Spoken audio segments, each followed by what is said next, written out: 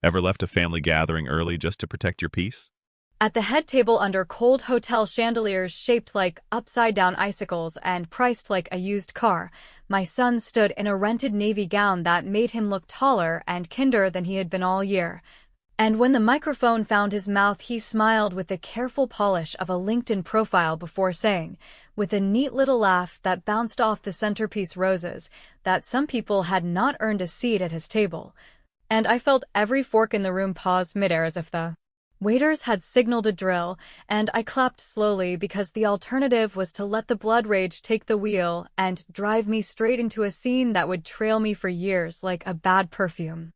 The dean looked startled. His wife glanced at me with the soft horror people reserve for car accidents and family scandals, and Ethan turned his eyes away as though I were the hotel column he had practiced ignoring. Which would have been funny if it did not feel like he had taken the thin bones I had been living on and snapped them for applause, so I kept clapping, one measured beat after another, while my mind walked through a quiet hallway where I kept the lockbox of sacrifices I never itemized for anyone. The lunches skipped so tuition cleared, the winter coat passed over so he had textbooks that smelled like glue and promise, the overtime shifts that turned my spine into rebar wrapped in skin. The parent-teacher meetings where I played both mother and father and smiled like I was not terrified of bills that behaved like rabbits. He thanked donors with the humble cadence he learned from podcasts about winning friends and influencing people. And he thanked a professor who once scolded me by email because Ethan's project was late and I answered from a break room that tasted like burnt coffee and lemon sanitizer. And then he lifted his glass toward the table where his father sat like a guest star who only appears for season finales, and the room gave that approving murmur people save for intact families, and I swallowed. The tiny laugh that wanted to climb out and tell everyone that an intact photograph is not the same as an intact life. The servers laid a pale fish on my plate that looked like an apology and tasted like a budget cut, and I remembered the night Ethan applied for financial aid while sighing about the inconvenience of forms. How he asked if I could just handle it because I was better at boring tasks, and I did, because boring tasks kept the lights on and the heat running and the messages from the bursar team, because boring tasks are where love lives when love has no choir to sing for it. And even now, as whispers slipped between tables like dropped napkins, I kept my face arranged in that careful setting mothers practice in bathroom mirrors. The one that says we will not make it worse, we will not feed gossip with tears. We will not give anyone the pleasure of watching us break. Ethan's girlfriend, a bright girl with the kind of strategic kindness that photographs well, leaned toward him and squeezed his wrist like a campaign manager, and he nodded. And I felt the tiniest breeze of relief, because maybe this had been a joke that missed its landing. Maybe the ice in his voice had been a bad choice of tone. Maybe he would step to the side after dessert and whisper that he went too far, and I would say I have been there too, and we would rinse the sting with an awkward hug. That could harden into something like truce by morning, yet the dessert came and went. The photo line wound around the ballroom like a polite serpent, and my son never looked in my direction, not even when the photographer, one of those cheerful men who tell you where your chin should live, asked for a mother-son shot, and Ethan glanced briefly over my head like he was checking for a fire code sign. I excused myself with the calm of a person fetching a shawl, crossed the lobby where the fountain made the same sound as a dentist's office, and let the elevator carry me to a floor that smelled like starch and anonymity. And in that quiet corner beside a window that showed me the parking lot like a map of ordinary lives, I took out my phone and opened a folder of emails I had labeled with a word that used to mean hope. And the bursar's portal asked for the security code I knew better than the birthdays of half my relatives, and my thumb hovered while my heart took inventory of everything this choice would touch. The checks I had mailed when he was still the boy who left tooth fairy notes for me to sign. The mornings he missed the bus, and I called the school pretending to be weather. The way love becomes a series of small dishonesties meant to protect a bigger truth about how badly you want a future to happen. Back downstairs, the speeches turned into toasts and the toasts turned into plans, and I slid into my chair with the posture of a woman who had decided not to be bait, and when my son passed close enough to smell the faint cologne that reminded me of his first shave, he did not pause, and something almost merciful snapped inside me. Not rage exactly, Not grief exactly, but a clean line that separated what I could continue to finance from what I could no longer excuse, and I raised my glass when everyone else raised theirs, and I drank the lukewarm sparkle as if it were medicine. Afterward, in the parking structure where the concrete held the day's heat like a secret, I sat in my car with the door open and let the late light pool over my hands, and I thought about tables and who earned seats at them. And I thought about how often mothers build tables out of themselves, rib by rib, hour by hour, so that children can sit without wobbling, and I decided that the next table Ethan approaches will have legs he carved with his own hands, which is not cruelty and not abandonment. But the delayed honesty I should have offered years ago when entitlement started growing like mold behind the wallpaper. I drove home on streets I could navigate half asleep, unlocked my apartment that held exactly the amount of silence I could afford, set my phone on the counter, and opened the portal again, and this time my thumb did not hover. It moved with the steadiness of a signature on a lease you finally read, and I scheduled a change in the account that would go into effect with the morning, and I added a short note for the automated message so there would be no confusion about where the ground had shifted, and when I closed the laptop the room felt wider, not happier, not lighter, but measured, and in that measured air I allowed myself a small, unpretty smile that tasted like pennies and relief. I slept like a person bracing for aftershocks, and somewhere just before dawn I woke to that sudden hush the city gives you when the garbage trucks take a detour, and for a long minute I lay very still, counting the breaths between the old way and whatever comes next, while my phone lit the nightstand with a first vibration that I did not yet touch, because revenge, when it is righteous and careful, does not hurry, and because the morning would carry my message for me, for simple words that would sound colder than the chandeliers and warmer than the truth he handed me in public, a sentence that would sit at the head of his day like a new kind of host, waiting to be read. The first vibration on the nightstand, the one I ignored because I wanted the morning to carry the weight of my decision without me flinching in the dark, turned out to be the portal's confirmation. A dry little notice stressed in institutional fonts that said the change would post at opening hour, and when dawn finally unrolled itself over the window and turned my kitchen into a pale square of resolve, I made coffee that tasted like burnt almonds and opened the laptop to watch the numbers settle into their new shape while a steady breath counted out the distance between love, which had paid every bill it could reach, and clarity, which would now ask an adult to stand on his own feet instead of mine. I had always told myself that the arithmetic of sacrifice should never be itemized like a grocery list, because it cheapened the feeling, yet the moment the balance line blinked to zero and the fee column turned mute, a long ledger unspooled in my head whether I wanted it or not, showing me the double shifts at the store where the air smelled like plastic hangers and Holloway cardboard. The holiday seasons where I let other families take the best shifts because Ethan needed me at the winter concert with a camcorder I bought on layaway. The 3 separate times I fixed the ancient sedan with cash I should have put toward a dentist appointment because he needed the down payment on student housing, the vouchers and coupon books that replaced celebrations. The nights on a borrowed mattress, after the divorce when the upstairs neighbor walked like he was moving furniture at midnight and I would still set an alarm to get him on the bus, with a packed lunch heavy on peanut butter and thin on snack cakes, and I realized that the ledger did not cheapen anything, it simply kept an honest record that I had refused to keep while I was busy performing sainthood for an audience that assumed I would never send anyone the bill. His father, who lived in a suburb where the lawns looked like magazine covers and whose texts arrived only on milestone days, as if he subscribed to a calendar that filtered obligation into manageable pings, had once told me that boys become men when life stops cushioning their falls, and he said it with the kind of confidence you can buy with golf memberships, yet he never removed a single cushion because he liked his picture in Ethan's life to stay glossy. So I did the unglossy work of being a landing pad, then a trampoline, then a scaffolding crew, until scaffolding turned into a prison I had welded with my own hands while calling it support.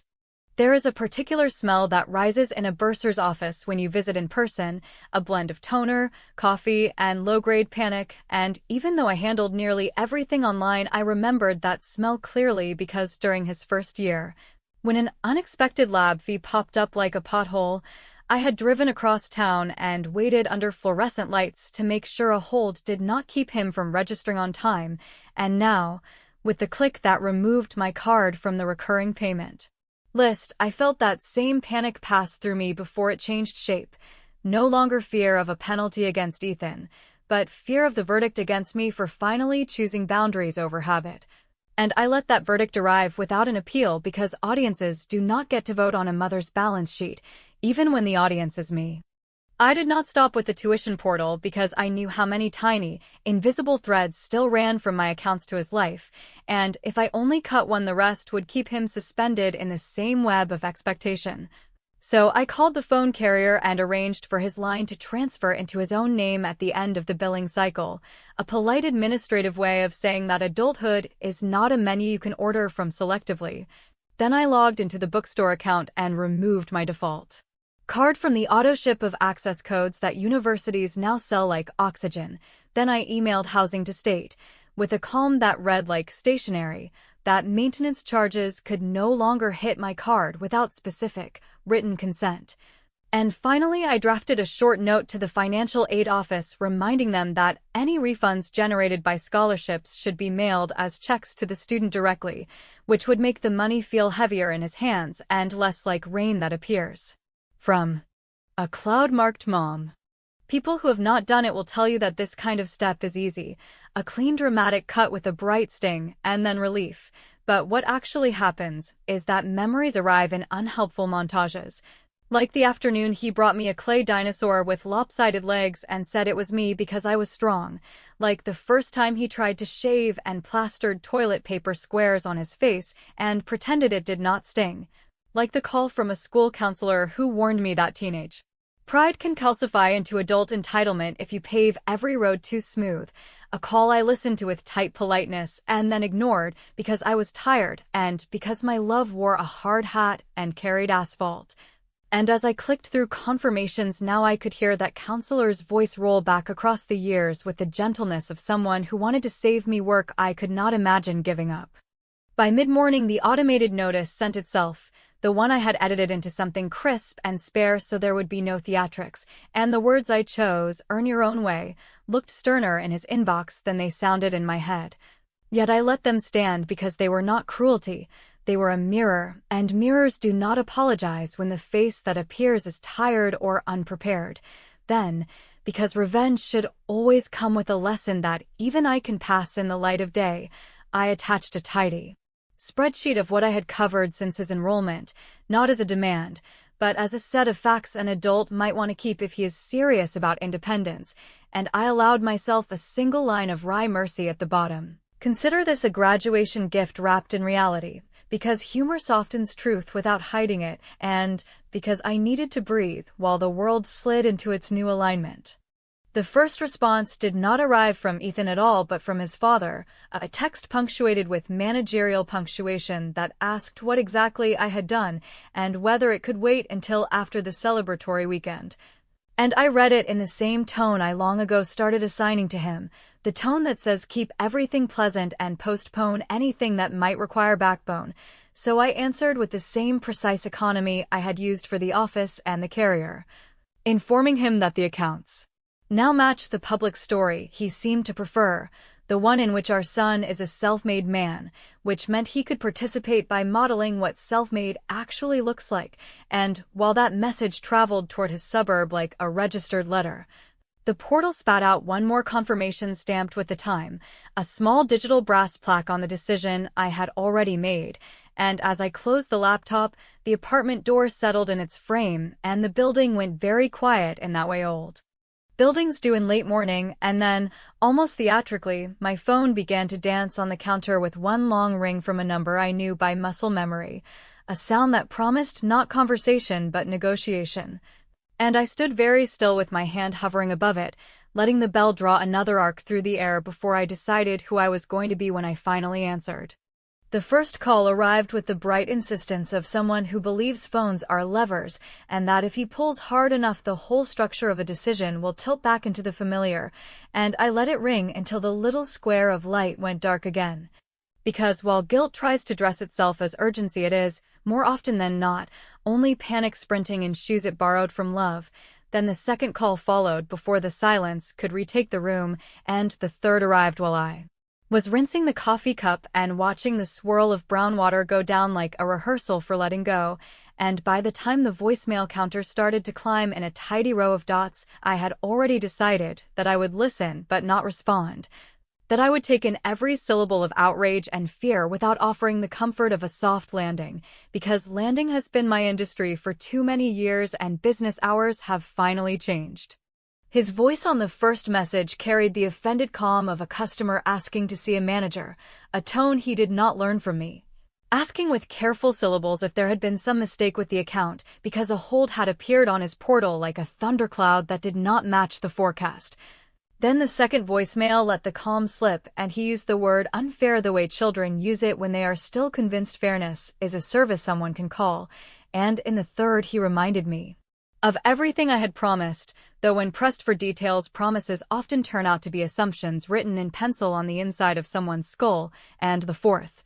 which arrived while I folded laundry into neat rectangles that felt like tiny declarations of order, said he was at the cashier's window and could I please pick up my phone because the woman behind the glass was being difficult and he needed the account owner to verify identity, and I pictured her face, the expression bursar. Lines teach you, equal parts sympathy and guardrail, and I kept folding. By early afternoon the messages changed temperature, moving from demand to negotiation, with his voice softening around the edges as he promised that this would be temporary and that the summer internship paid a stipend and that he could cover books if I just reinstated tuition for the current term. And as I listened, I thought about the way he was suddenly fluent in numbers when they served his case, and how silence is a teacher nobody invites, but whose lectures, if endured, tend to stick longer than the ones you sleep through. And while the phone vibrated across the table like a trapped fly, I logged into the carrier and finished the transfer paperwork I had started, then opened the email thread with housing to confirm that all repair charges, broken chair, lost key, mysterious wall gouge that had been nobody's fault would no longer cascade onto my card like falling dominoes, and finally I wrote a brief, polite message to the campus financial office noting that the custodial relationship on refund checks should be removed because the student was now responsible for his own disbursements, which would not drop a cent into my mailbox anymore, and each completed step felt less like revenge and more like renovation. New beams replacing rotted ones, walls pulled back to the studs so the wiring could stop lying. Near 3, the tone shifted again, this time into Confession's neighborhood but without ever crossing the property line, as he told me that his girlfriend's parents were concerned and that it made things awkward for a dinner we were all supposed to attend. A sentence that made me smile, not a joyful smile, but one of those thin crescents mothers learn when they hear that image management has run into the unglamorous physics of consequence. And then came the message I had both dreaded and expected, the one where he brought his father into the ring like a tag team partner, announcing that a call had been placed and that we should be adults about this. As if adulthood were a costume he could shrug on right after insulting the seamstress in front of the audience the night before. Because revenge should clarify rather than merely punish, I drafted a single, careful reply that did not offer money, but did offer a map, listing in unadorned language the offices he needed to visit, the forms he needed to submit, the campus jobs that still had vacancies for students who could show up on time and learn how to swallow a little pride with their work-study coffee, and I included the name of a financial literacy counselor who ran workshops on budgeting with the kind of practical compassion that once made me cry in a parking lot, and at the bottom I added a line that would read like granite when he reached it, when you can demonstrate 6 consecutive weeks of meeting those obligations without me, I will consider helping with one fee of your choice, and we will put that in writing because conditions are not cruelty when they arrive after years of unconditional erasure. By late afternoon, he abandoned voicemails for text messages, and they came like weather in a single season: accusation, pleading, indignation, jokes that tried to smuggle charm past my guards. And then an old photograph of us at a science fair where the glue on his trifold poster had not yet dried and his smile was all teeth and pride, and I took a long walk around the block, letting the street trees lift the heat into their leaves while I rehearsed. Not lines for a fight, but a posture for the next years of my life, a way to keep my back straight without turning to stone. And when I returned, there were so many missed calls that the counter simply rendered the word many, which felt almost biblical.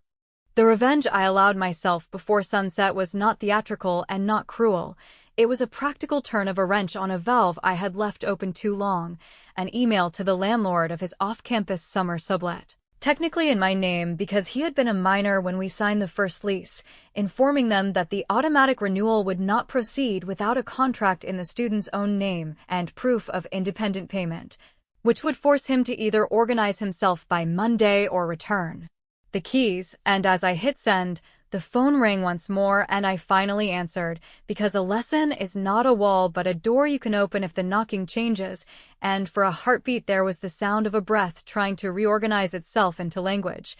Then my son said, with a steadiness that was new enough to make me lean against the counter, that if I did this he would never forgive me, and I said that forgiveness was not the assignment today, learning was, and the silence that followed stretched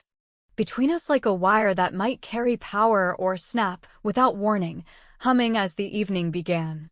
When he finally spoke into the thin wire of silence that had stretched between us all afternoon, his voice had the careful calm of someone reciting terms in a courtroom he never expected to enter. And he began with the kinds of phrases that sit between apology and argument. He was sorry for the public comment, but it had been a joke. He was under a lot of pressure. He had counted on me because I always came through. He was handling things, but the hold would ruin his chance to start the internship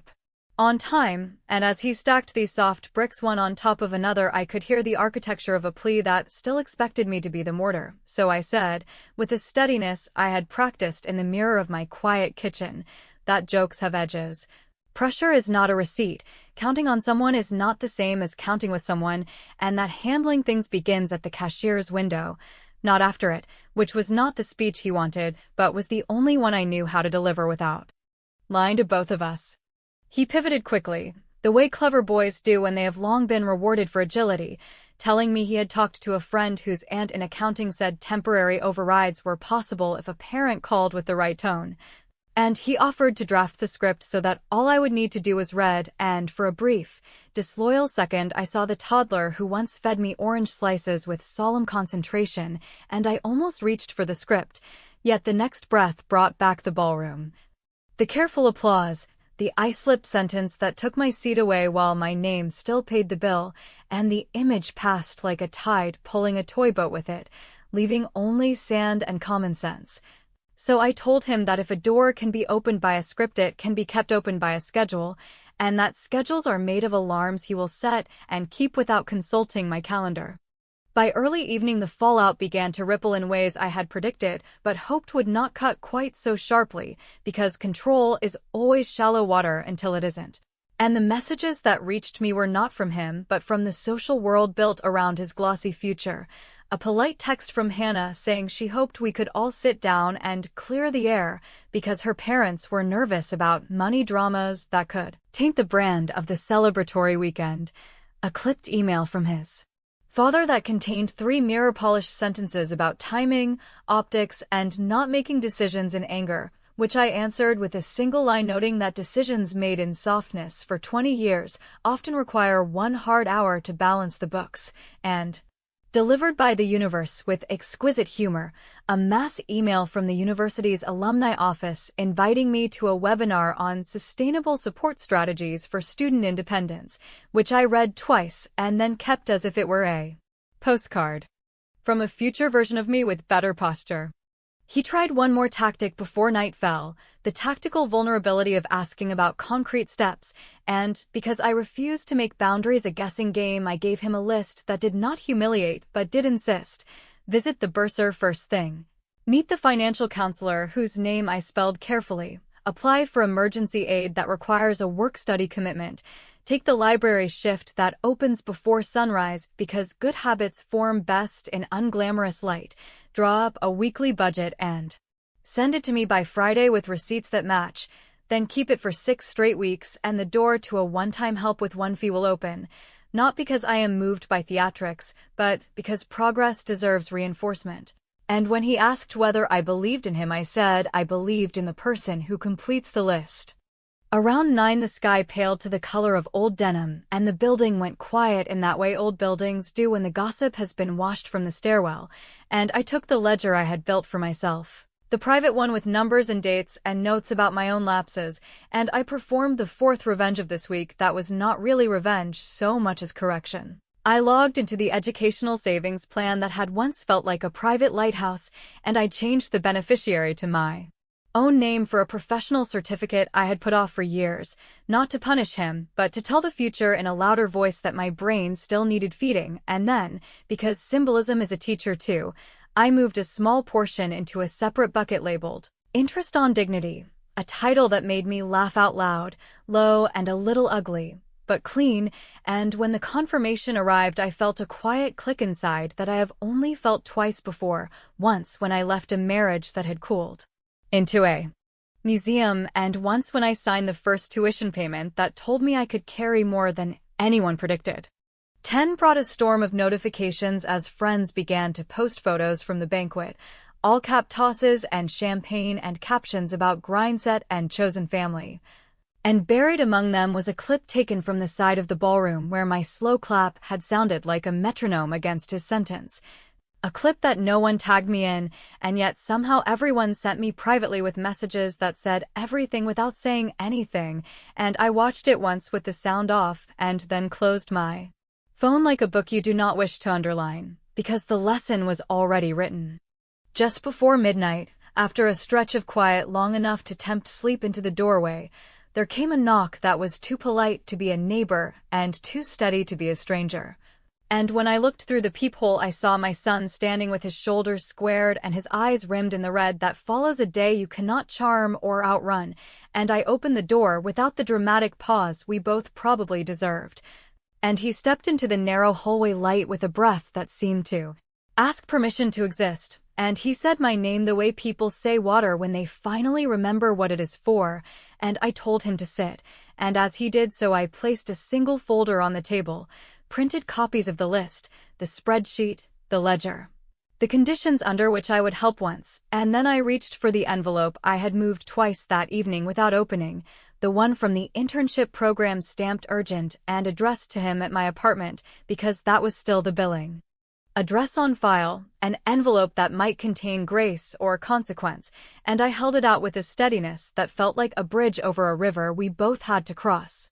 The envelope looked harmless in the yellow kitchen light, the paper thin as onion skin and addressed in the internship office's neutral typeface that never betrays a mood.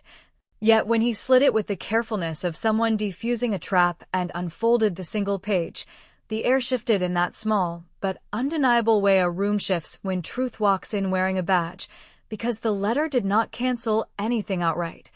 It simply stated with bureaucratic calm that onboarding required proof of financial clearance by Monday morning or the offer would be deferred to a later cohort, which is the kind of sentence that sounds merciful until you realize mercy still carries a clock. And he looked at me with a face that tried to be brave while arithmetic sprinted through his head like a panicked relay team.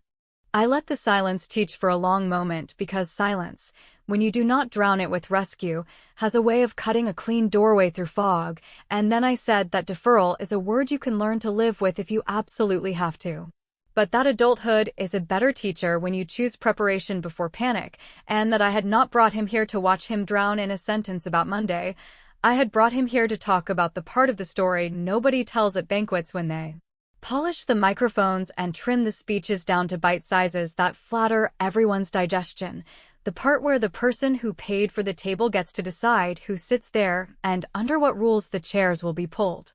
He started with apology and then veered toward explanation, as people do when the apology runs out of fuel too quickly, and he told me that his father had suggested the line about earning seats as a way to set boundaries with complicated family dynamics, and that Hannah had warned him sponsors prefer clean narratives where parents play the background softly, and that he had not thought the joke would land on me like a falling beam because he had stopped thinking of me as the structure and started thinking of me as a backdrop, and as he spoke, I watched the boy who used to check the mailbox every afternoon for birthday cards turn into the man who had learned to curate his life like a storefront. And I felt grief and pride wrestle in the quiet corner of my chest until they tired of each other and sat down. I opened the folder and slid across the printed list. He already knew in outline: bursar, counselor, work study, budget, 6 consecutive weeks, 1 fee afterward, and then I added the page he had not seen. A single paragraph that would look to him like both grace and negotiation. I told him that the tuition for the current term was, in fact, already paid in full because I had cleared the balance on Thursday afternoon with a scholarship match from my employer that I secured months ago, and that the hold he saw was the automated ripple from removing my card from future cycles, which meant the building was not on fire yet. He had certainly learned how quickly smoke can fill a room when you pretend not to see a stovetop you left on. And I watched the relief arrive like rain, watched it try to flood the space, and then watched him understand why I did not smile, because relief does not cancel the lesson, it simply confirms that the lesson arrived in time. For the first time in a very long time, he asked what I needed from him that money could not buy, and, because revenge without instruction becomes a tantrum that exhausts everyone, I laid out terms that were not about humiliation, but about the repair of muscle that atrophied while he leaned on me. He would take the dawn library shift for 6 weeks and send me the time card screenshots without commentary. He would meet the financial counselor every Tuesday and bring home a budget that lived in the same universe as his receipts. He would write a handwritten note to the cashier who stood calmly at that glass window while he fumed, thanking her for the patience he did not give himself, because gratitude is a skill, not a mood, and because public words had helped break something between us. He would record a brief message at the campus volunteer center crediting the people who had moved him forward: teachers, neighbors, the scout leader who taught him knots and kindness, me if he wished but not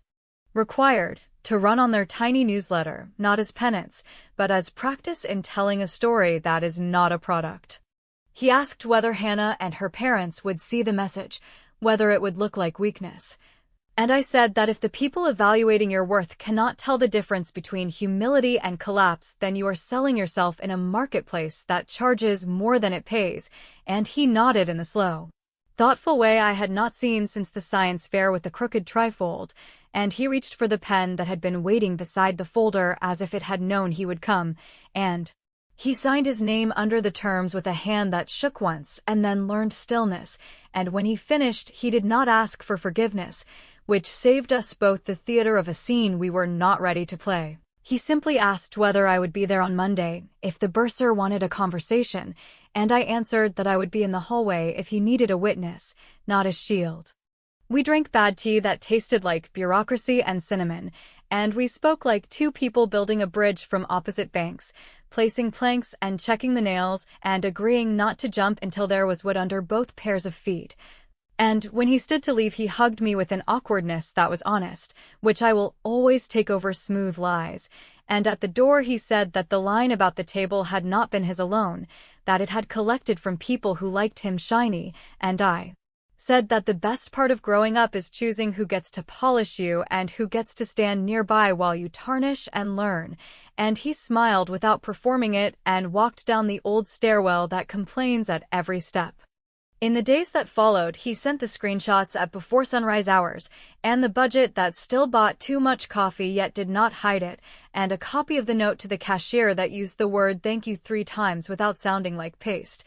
And Hannah stopped texting entirely, and his father sent one more polished paragraph that I filed in a drawer with warranty cards that never matched the appliance, and the internship office confirmed that Monday had been met without deferral, which did not feel like a victory parade so much as a decent morning after a long storm, and still, even with all those right-angled facts stacked neatly, I left the scholarship match receipt in the folder and did not tell him that I had scheduled a portion of the old education fund toward my own certificate class starting in the fall. Because the final revenge that still tastes like mercy is learning in public that you are not a supporting character in your child's myth, you are a person with a table of your own. On the night I returned the folder to the drawer, I watched the Banquet clip one last time with the volume low enough that the slow clap sounded like rain on a distant roof. And I imagined a future where he tells that story in a room that has no cameras and counts it as the moment he learned that love with boundaries is not ice. It is scaffolding set at a safe height with real railings. And I also allowed the possibility that he will tell it another way entirely, that in his version I will be the woman who closed doors that should have stayed open, and that strangers will argue in the comments about who earned what and when, which is fine, because the ending we live is not the ending they get to keep. And the last seat at my table is not taken by victory or defeat, but by the quiet knowledge that ambiguous truths can nourish you if you chew them slowly, and do not reach for dessert before the plate is clean.